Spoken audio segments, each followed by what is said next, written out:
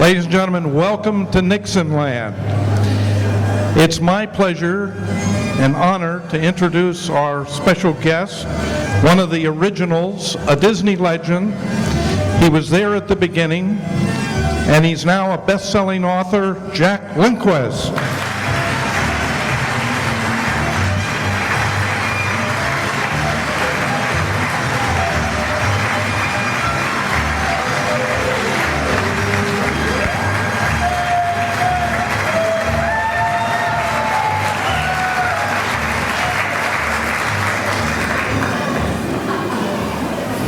Good afternoon, everybody. I'm Dick Nunes, and I used to be in attractions, and I stayed in a Holiday Inn Express last night. No, I'm not really. I'm Sandy Quinn. I'm president of the Richard Nixon Foundation. We own all of this. You're gathered in our magnificent East Room. Now, you don't have one of these at Disney. This is actually my office as president. No, it is. I sit over there, and, well, you can't see it, but behind this screen, we're shameless promoters, so of course we have Jack's book up there, but behind that, like at the original East Room at the White House, we have a picture of George Washington. He was president, so I have my desk right over there, and that's where I operate. No, I'm not Dick Nunes, but I'll tell you, I always wanted to be. I wanted to be Dick. I wanted to ride around in that big Land Rover with all those aerials and that entourage or that motorcade behind him. He is indeed a legend. I wish he was here today. I tried to get him here today. But I guess I've always been a little fascinated with those major people who were involved in the creation and the building of the Disney image, and all of you are part of that. And that's what we have in common today. For those of you who I've met but may have forgotten who I am, and sometimes I do, puzzles me frequently, I went to Florida in 1967. Card Walker hired me and dispatched me to Florida. We were in an office downtown. There were 3 or 4 of us, an attorney, and Joe Potter, who kind of did the development of the land and the Reedy Creek Improvement District and the cities and so forth. And that was it. And then one accountant on the property. And it was great for anybody to see the development of all of those acres in Central Florida, which was really country then. It was so country, and the mayor told me this when I first went down there. He said, you know, down here we put the cottage cheese in the gourmet section, and they really did. So I was kind of at the beginning of Walt Disney World, and a phenomenal experience it was. And I reported to best-selling author now, Jack Lindquist. And between the two of us and about 10,000 other people, including many of you in this room, we developed what was the most, and still is, successful family entertainment entity in the history of the planet. And when you put that together with all of the others around the country and around the world, imagine if we do nothing else in our life, if we do nothing in our lifetime other than be part of that extraordinary, incredible Disney phenomenon. I think we've lived a pretty good life. I certainly have. All of us have, in this room, one thing in common, and that's Disney, and we have another thing in common, or not everybody, but we have in common Jack Lindquist, and best-selling author Jack Lindquist.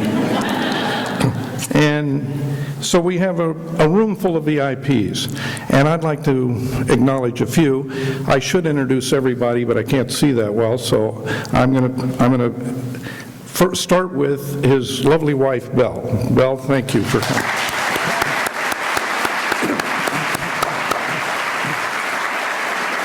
Bill Snyder. Where is Bill? He's here somewhere. He was head of the Anaheim Convention and Visitor Bureau back there for years. Thank you, Bill. Mel Rogers, General Manager and Vice President of the KOCE TV Foundation. Mel, are you here? I know you're here somewhere, but thank you for coming.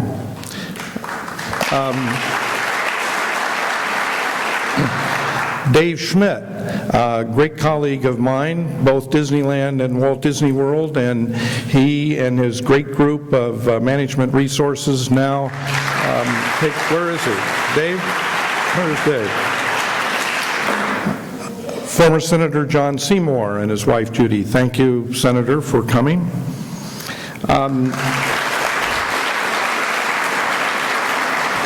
Jim Cora.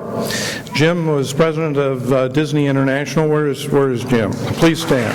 Jim Cora. Now, I have to tell you, I worked for years with Jim down in Florida. Jim never liked me. I knew that, and it bothered me. It really did. And then the more people I talked to, the more I figured out Jim doesn't like anybody. Jim, thank you for coming. I'm just kidding. In fact, I go to a cardiologist, not that I have to, of course, at 36, but I go to a cardiologist at St. Joseph's, and he's given something like $15 million to St. Joseph's, something like that, I don't know what, but he's a big wheel there. So my cardiologist lines up a stress test. You know, you get on that awful thing and you run, and while I'm on the stress test, he says, by the way, he says, I know somebody you may know from Disney, Jim Cora. And I said, don't talk about him now. I'm on this thing. I don't want... No, I'm just kidding you, Jim. Now, is Cicely here? We've got like 5 ambassadors. Please stand. And Cicely, where are you? Cicely Rignan. Cicely was in charge of the ambassador program for something like 20 years, and that's a great signature for anybody's life. Now, I have a great ambassador story, but I'm going to tell it after I introduce the next person. Billy Long. Where is Billy? Billy? Where is he? Is he here? Is Billy back there? Hey, Billy. Billy, you got to stay up for a minute. Now, we all know Billy, and we can all tell how many Billy Long stories? I know 4,336. And but my favorite is, and I actually was there when it happened. Jack and I'm out visiting Jack. I'm based in Florida. I come out for my instructions, and Jack says, come on, we're going to go to a lunch today over at the Disneyland Hotel. They're naming the new ambassador. So Jack and I are at a very prominent table, and Billy's up there on the microphone, and it comes time to name the new one, and he says, ladies and gentlemen, it's my pleasure to introduce to you the new Disneyland embarrasser. He did it. I know he did it. I was there.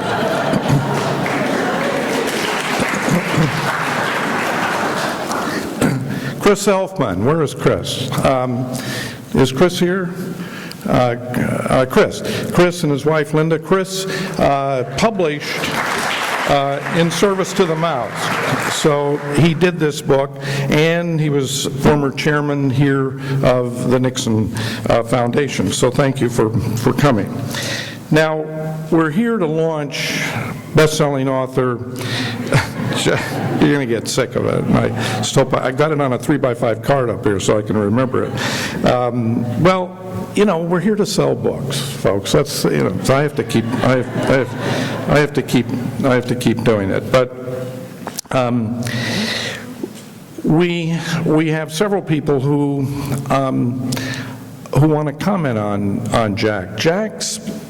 Jack's great book, and some of you have probably already read it, and those of you who haven't, you may, coincidental to your visit here today, we're selling it in the gift shop. Well, we are, and you can purchase it, and Jack, we persuaded him to sit down and sign them, so he'll be available after this. But Jack, and you know him as well as I do, this book is about being an eyewitness to the creation of the greatest entertainment phenomenon in the world.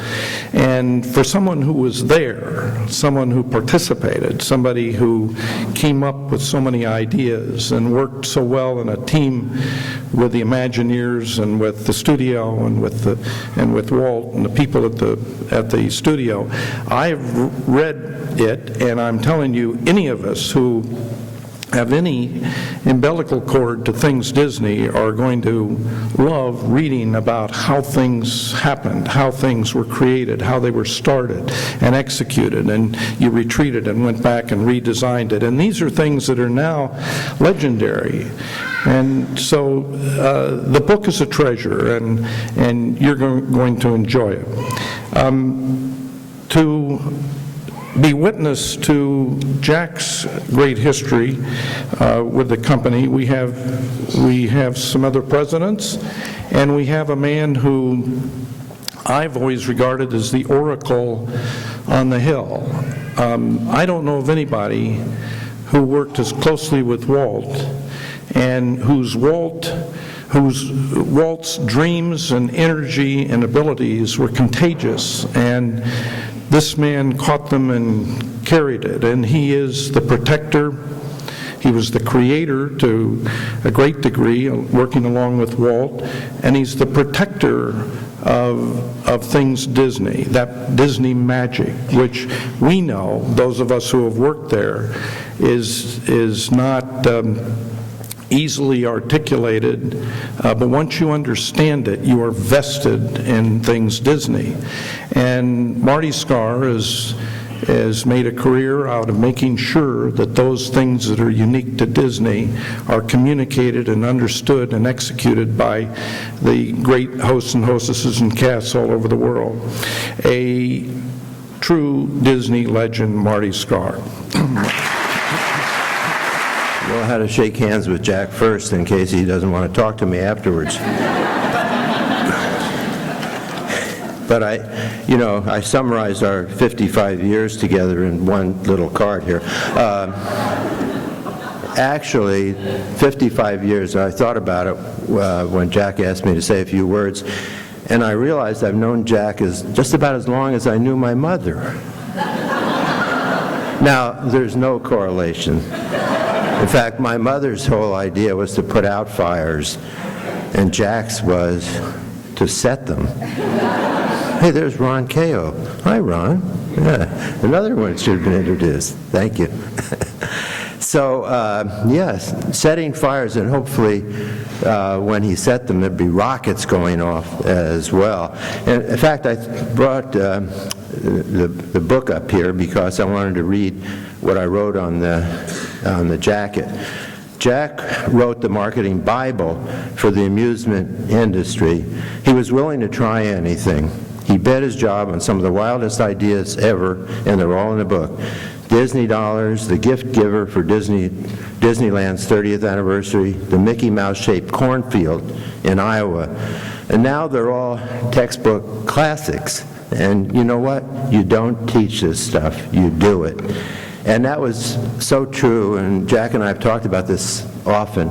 In the early days of Disneyland, we didn't know what we were doing. And we were willing to try anything. And some of them worked, and some of them did not make this book. For good reason. But this is a great read, and I love Jack's anecdotal style.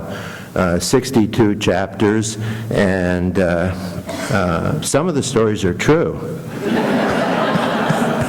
And some of them fudge a little bit. But that's how we remember things. But one of my favorites, of course, is it's hard to believe, but the biggest event in Orange County in the 50s was the Anaheim Halloween Parade. And people came from all over the county. And one of our favorites, Ed Ettinger, who was in charge of public relations, was supposed to be the division captain. And Ed went out of town, so he didn't have to ride in the parade. So Jack got to ride in the convertible as the head of, there were about 6 divisions. And the rest of us got to dress up as Indians, riding bicycles, 6 of us. And our job was to keep the Fullerton 2030 Club in line. Now, what was their assignment? Their assignment was to clean up after the horses. So there's 6 Indians following these people with shovels to make sure they did what they were supposed to do. So when Jack writes about what happened after the parade, when we all went back to the Disneyland Hotel, you can imagine, I mean, these 6 Indians, they wanted something to drink, quick. And you'll have to read the story because this one happens to be true. And it was, we all thought we were going to get thrown in jail, actually, but fortunately, Fred Werder, who ran the food at the Disneyland Hotel at the time, had pity on us. Another great story in the book is about the night that Louis Armstrong headed Dixieland at Disneyland, and afterwards we all went back to the Disneyland Hotel, and someone had the foresight to invite the mayor and the city manager and the chief of police. And it came 2 o'clock when the bar was supposed to be closed, and Mark Stevenson, the chief of police for Anaheim, declared that it was a private party. And Louis played till 5 in the morning. And that was one of the things that I think we all remember. But there's so many, so many great stories. The gift givers. This is a true story in the book, too, that Jack had to threaten, I don't know if it was a threat, was taken that way, but he had to say that he would resign if Disneyland didn't do 12 million people on its 30th anniversary. Well, here was the problem. The year before, we did 9.5 million people, and Jack was promising 12, and we had new management come in just then, Michael Eisner and Frank Wells, and they were more than happy to have any of us resign, because they'd looked at the record. But Jack finally prevailed, and in fact, how many? 410 cars that we gave away that year. 410 cars. Every 30th person, 3,000, 30,000, 300,000, 3 million, got a prize. And every 3 million got a Cadillac. But 410 cars given away, all computerized at the main gate. That was one of the all-time events, I think. And I remember, because Epcot was one of my responsibilities at Epcot Project for Florida, the sales effort that we did. Jack spent 10 days in Manila waiting for Imelda Marcos to meet with them. But that was easy. He then spent 6 weeks in Tehran, Iran, waiting for the Shah of Iran to meet with them. And after he met with them, it was about 3 weeks later, he got overthrown. Now, I don't know if Jack had anything to do with that, but we never got to that point. And the other one, there was a 10-year-old prince in Morocco who wanted to keep the model that was sent over about the Moroccan pavilion and threatened to behead all of them. Fortunately, he was only 10, and they didn't give him a noose. And I'll tell you one more story, and then this was, we were negotiating with IBM, and Jack and I went back to Armonk, New York to meet with IBM, and the people we were meeting with said, "We cannot tell you this officially, but next week, we think you're going to get a letter from IBM saying we will not sponsor Spaceship Earth in Epcot. So Jack and I got in the car and headed for New York, and on the way to the airport, Jack says, why don't we go see Ed Block at AT&T? So we went in, we called Ed Block, and he said, sure, come on in and meet. We went in, and Jack said, Ed, you know, we just had a meeting with IBM, and next week we're going to get the word from them about sponsorship of Spaceship Earth. This is your last chance. And Ed said, to hell with IBM, we're going to do it. Now, it's a true story. It was only $30 or $40 million, right, Jack?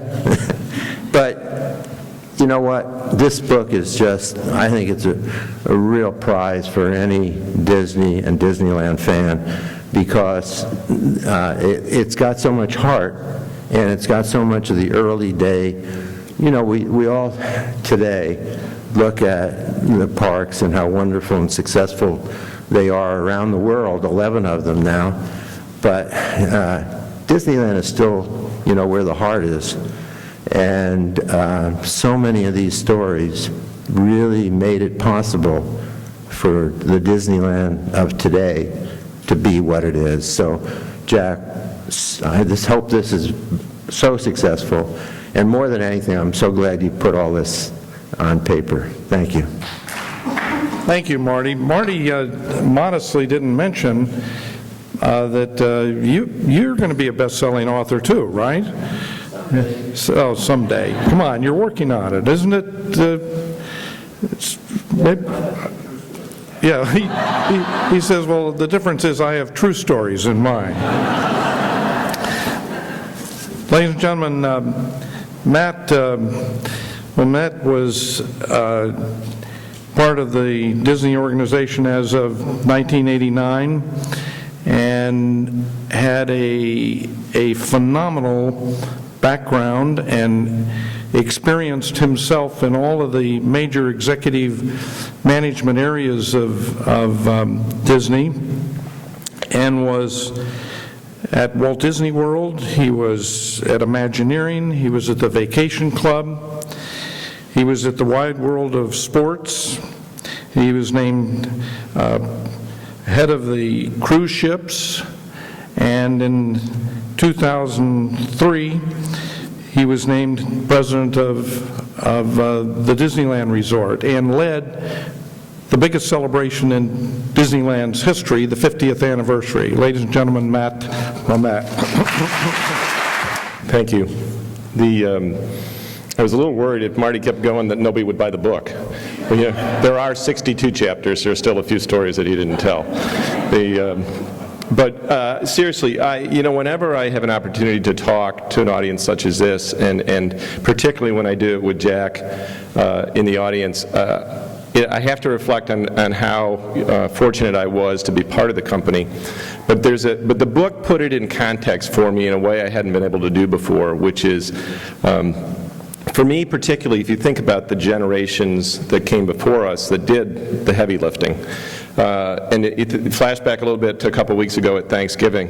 This book now let me understand where my role was here in a very significant way, which is, it was like you were the 8-year-old and there was one seat left at the adult table, right?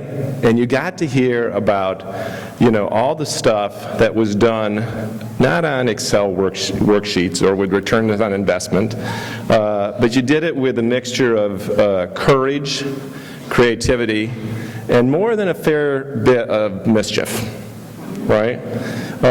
Because as Marty said, I suspect the book that he needs to write is called Pixie Rust at some point, and we'll actually hear about the things that didn't work. But it is such a treasure, this book, and I also think you'll find, as Marty referenced, if you haven't had the chance to spend any time with Jack before, significant time with Jack, the book reads like Jack talks. And equally important, or perhaps more important, the book reads like Jack, the size of Jack's heart. You don't do what Jack did with the Walt Disney Company just because you need a paycheck. You do it because you believe in what you're doing, and you believe you're making a difference. And what I know is, and George Kalogridis will tell you here shortly, he may not tell you, I'll tell you, what the hell. I'm not with Disney anymore, I occasionally slip and say bad words. George gave this book to 250 of his executives. And I couldn't think of kind of a better way to reinforce that to a great degree we have a huge obligation going forward to make sure the next decade and the decade beyond that lives up to the legacy that Jack created. And so I'll just leave you with this. As I read the book, the only thing I kept thinking of, and I go chapter by chapter, I wish I'd got there sooner. You did a great job, Jack.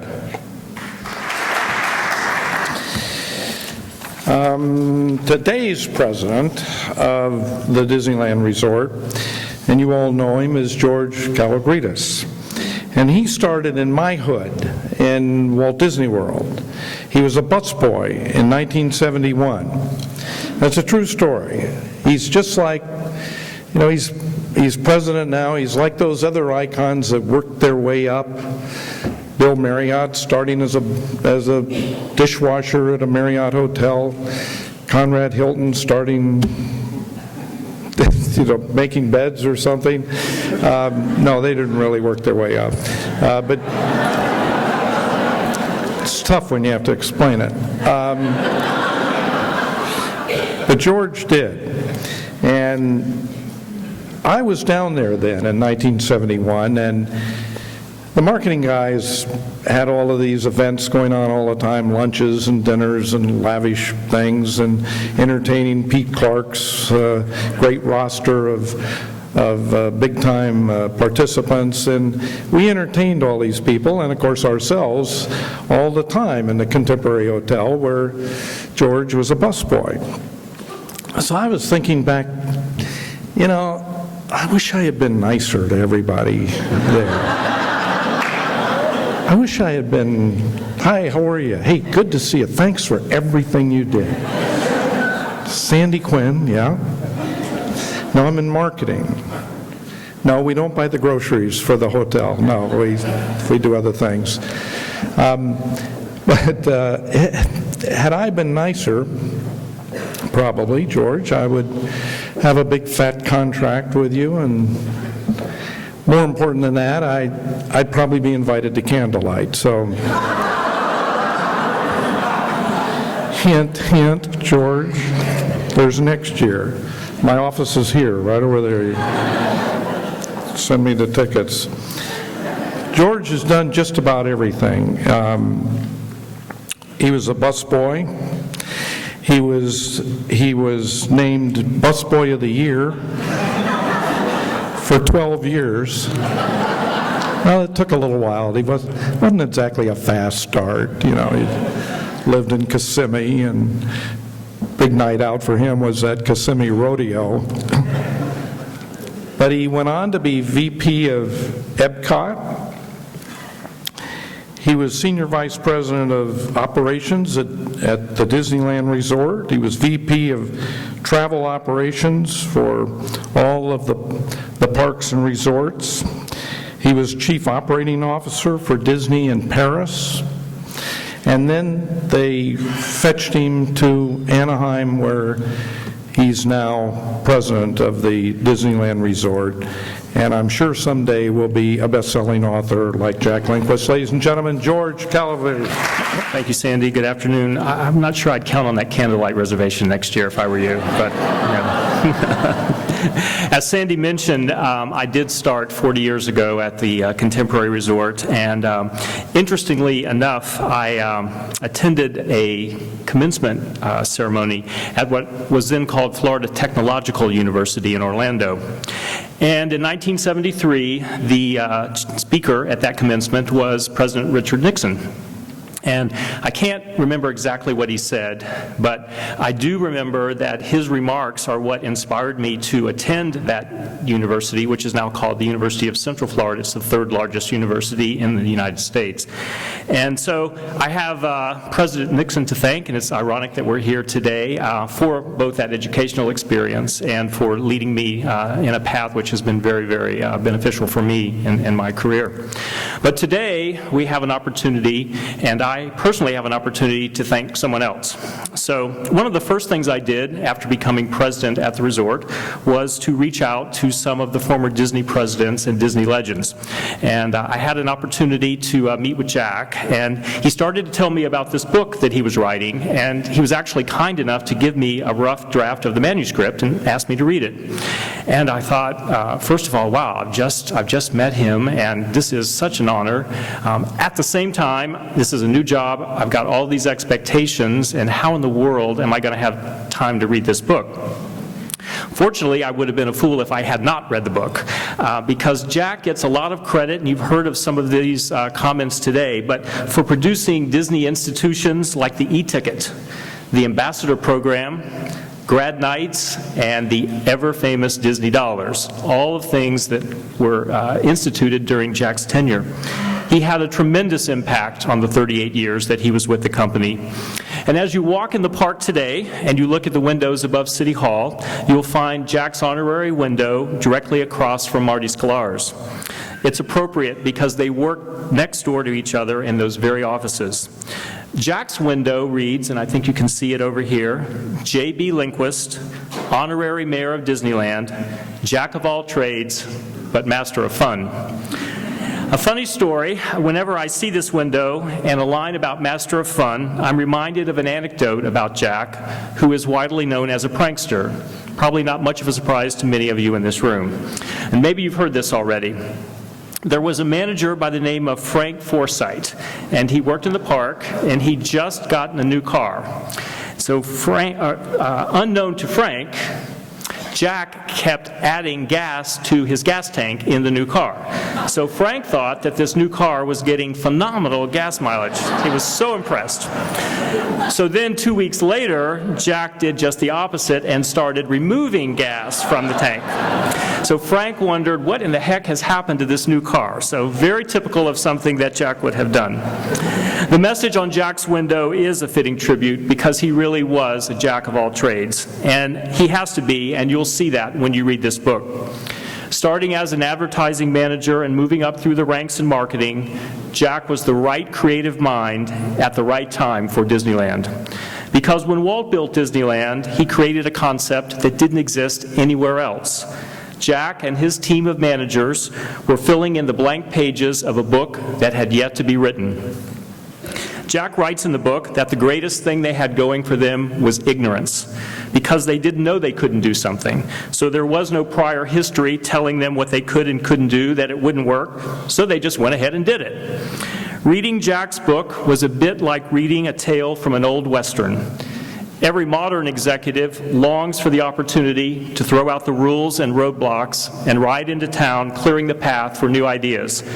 And this is where I owe Jack a word of thanks. Because reading Jack's book was my inspiration to move forward against some real internal resistance in developing last summer's wildly successful GlowFest at Disney California Adventure. Jack's tenure at Disney was a time when there were no rules, no paradigm, and no place to say no, or it can't be done, or our guests won't like that. It was a time where your gut instinct had to rule. We did that with GlowFest last summer, which just recently evolved into Electronica, which has been hailed in the LA Times, and from which Good Morning America will broadcast live next Friday. I'm happy to say that Jack's story was an inspiration for that project. Thank you, Jack.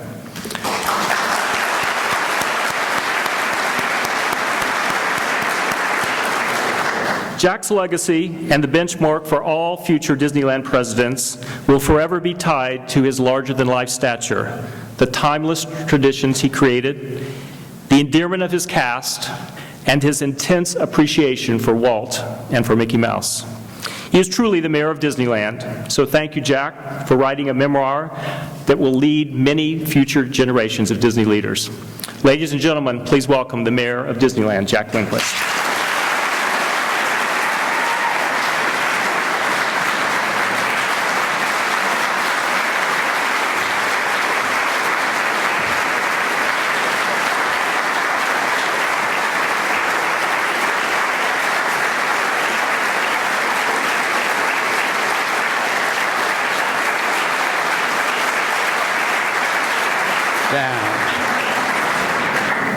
That's enough of that. We got to be out of here by 6. I want to thank Sandy for allowing us to utilize this beautiful facility. This is a beautiful house you have, Sandy. A lot nicer than your place in New Smyrna Beach. But you've done rather well, and lovely home. Also, your staff has been so helpful and successful in helping us put on this event. So I want to thank Luke and Anthony and Ann and Laura. Good people, and they did a great job. Thank you. There's a couple of folks here that I would personally like to recognize. One of them is Dr. James Berman. Dr. Berman has been our family physician since 1994. I had a stroke in 2001, and without Dr. Berman's help, I wouldn't be here. So, Dr. Berman, thank you. Lovely wife, Tina.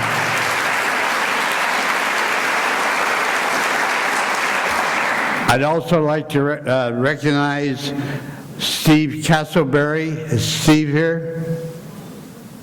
Steve is our attorney, and he put together all the papers and when we formed Neverland Media, LLC, and he's been very helpful and will continue to be in the future.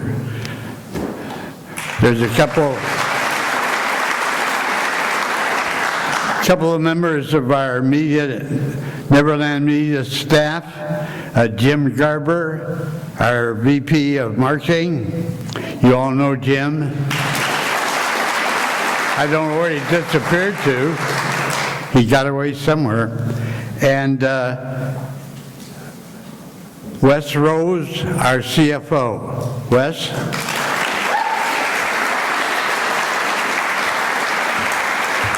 Now these next two people are really very critical to why you're here. One of them is Dr. Jim Doty, President of Chapman University.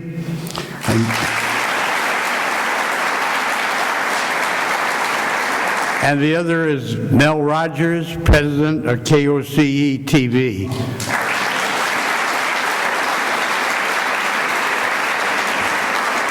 Now, over the years, both these gentlemen, we'd meet for lunch or dinner or some event.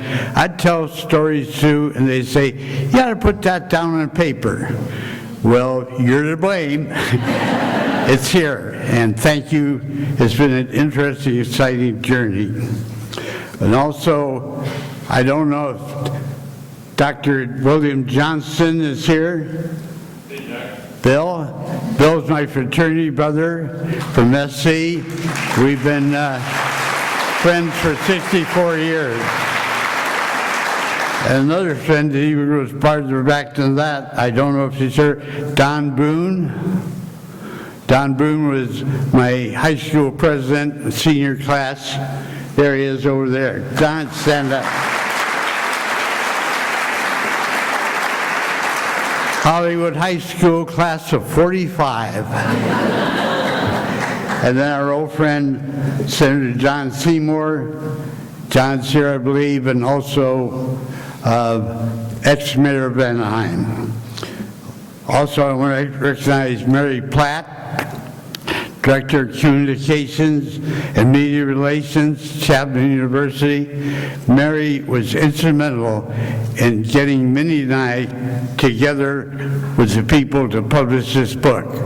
Writing the book was easy. Getting it published was a real bitch.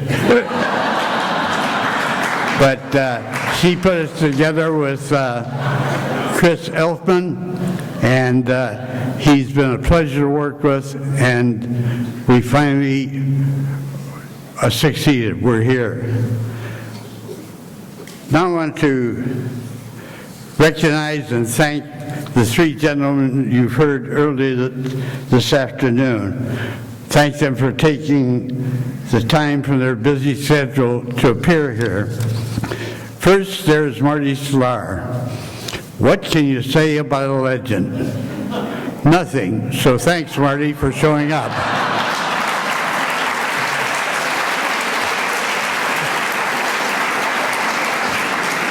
We've been together for 55 years, and we've had some good times and some bad times. We worked hard, but we had a lot of fun. Marty, you are what Walt wanted Disneyland to be. You put it in words and you made it happen.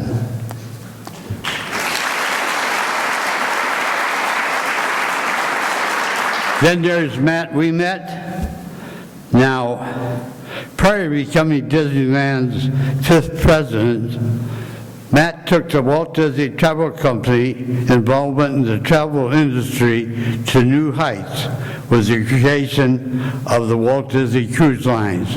You set a bar way up there, it's still growing, and you're the reason it happened. And also, the 50th anniversary was the greatest year in the history of Disneyland. You're the man that made it happen.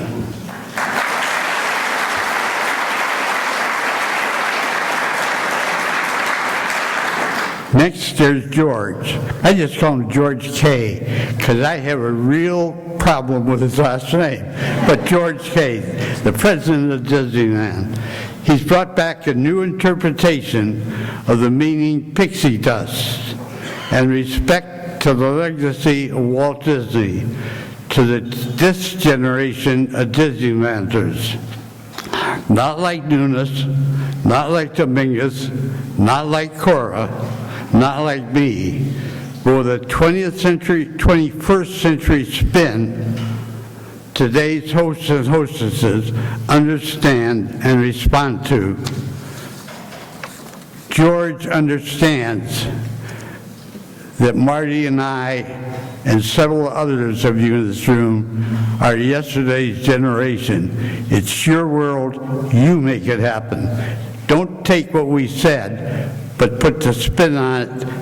Learn from us, but bring it up to date. Thank you, you're doing a great job.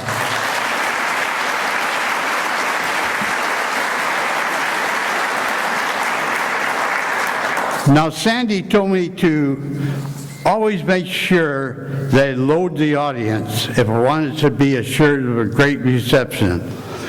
This is something Sandy learned in his days as a political advance man. I told Sandy that was no problem for me. So now I'd like you to meet my family. No applause till the end, please. We need to be out of here by midnight. I'd like you to stand, and no applause till you're all standing. There won't be anybody seated, but it'll be nice. First, my oldest son, Dave, and his wife, Debbie. Dave graduated at SC, played basketball at SC, taught at he's retired. Now, if you want to really feel old, have a son that's retired. It took me a hell of a lot longer to get that goal.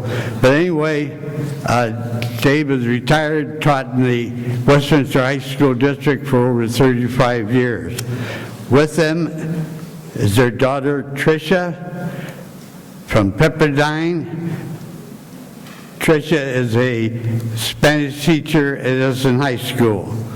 Next, I'd like to introduce Bob and Katie Jameson. Katie's my granddaughter.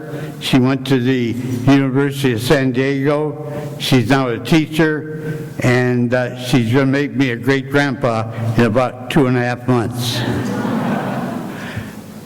Then there's Tracy and Hayden Jones. They're back. Hey, we had free seats over up front. Tracy went to SC and was on the national championship volleyball team.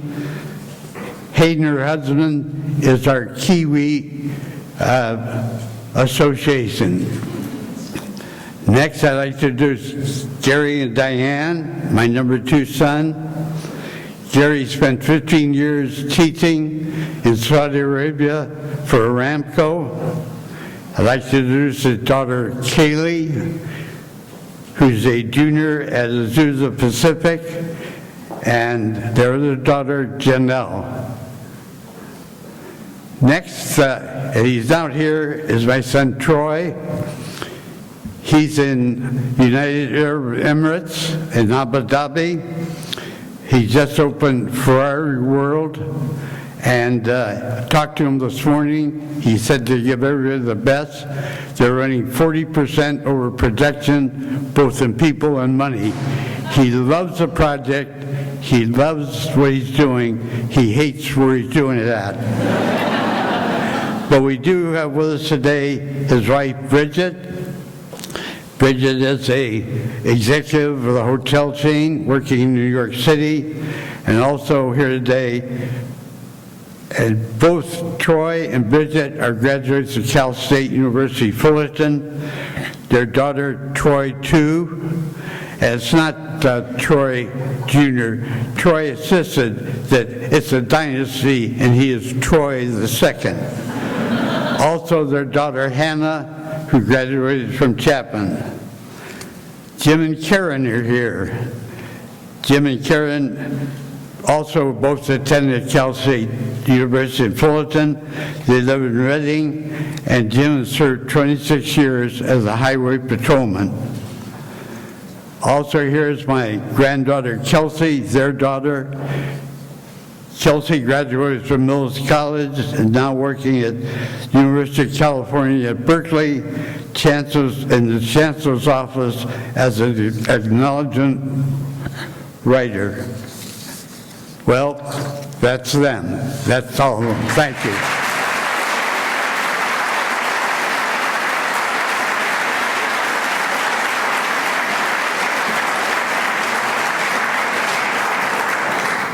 But there's still one Lindquist you haven't really met. This one that stood with me every step of the way, gave me the strength, the courage, and love and devotion to always go forward. My lovely, wonderful wife, Isabel.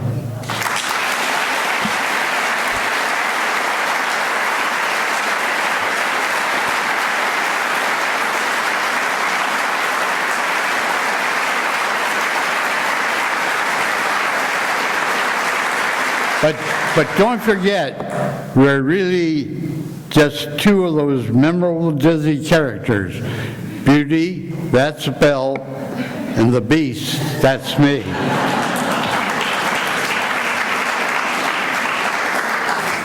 Now it's my pleasure to present to you one other lovely and talented lady who, if I hadn't been lucky enough to hire 5 years ago, we wouldn't be here today, because In Service of the Mouse wouldn't exist.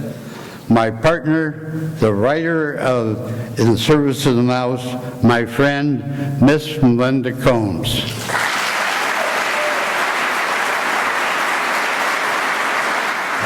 It's a little tall. Thank you, Jack.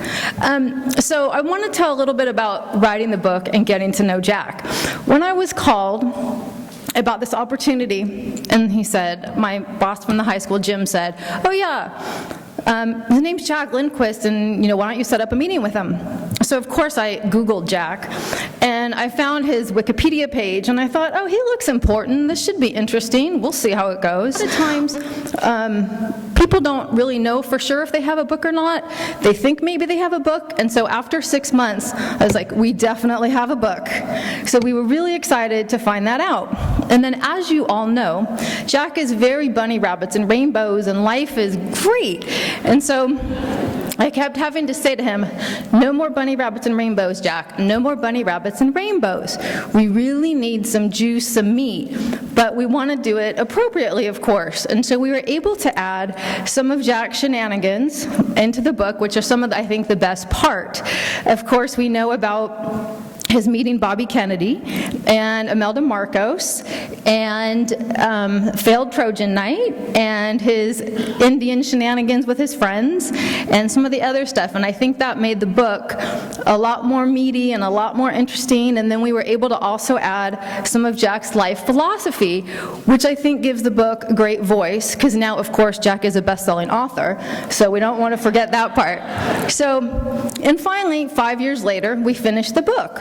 And I just recently told Jack, you know, writing this book reminded me a little bit of, in the beginning, Mr. Toad's Wild Ride, and it was a little bit bumpy and a little bit scary at first, but I think it ended up a little bit like It's a Small World, and that we all are smiling now and everything is happy. So, there we go. Thank you so much.